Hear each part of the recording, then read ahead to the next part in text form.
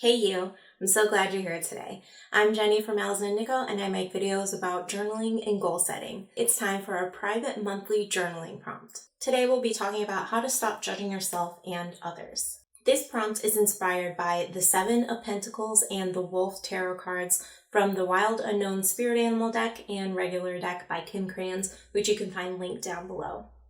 If you like thought-provoking journaling prompts, then you might like my 2 guided journals. A year of spiritual growth and mindful goal setting. 365 mindfulness journal prompts. It includes 365 daily prompts, morning and evening reflections, quarterly reviews, a mid-year check-in, an end-of-the-year review, and a simple visualization to help you see what your goals will look like once you've accomplished them. The link is in the description.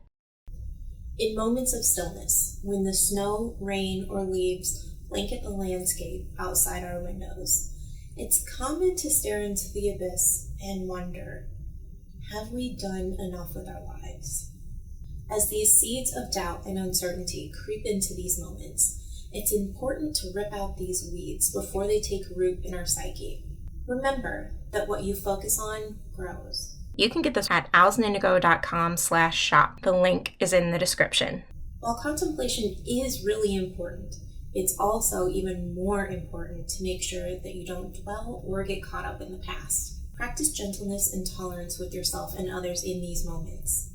Embrace all, exclude none, and that includes yourself. If this is too hard and you find yourself being judgmental or too dominating, then practice letting go, even if it's only for a few hours or a few minutes at a time.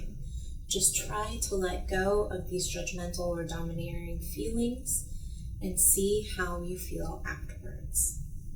How have you been judging yourself and others lately? What are 3 actionable ways, no matter how small, that you are going to practice tolerance and letting go? Now let's get into my journal to see what my answer was for this month's prompt. I've gotten a lot better at this in the past 3 months, but there's always room for improvement. Lately, I've been judging my capacity to GSD a little too harshly. I've also been a little too overly critical of the patience that others lack, which means that I'm also lacking it in these moments no matter what I think, or how patient I think I'm being. When we're upset or triggered about others, we're usually upset about the same trait in ourselves. In this way, anger is a mirror. The 3 actionable ways that I will practice tolerance for myself and others and let go are: number 1, learn and research why I, someone, or a group thinks or behaves a certain way. Number 2, listen without planning my response while I'm trying to listen to them. Pause at the end to gather my thoughts and then respond if necessary. Sometimes people just need you to listen without responding, and that's okay. You don't need to say anything and you don't always need to be heard.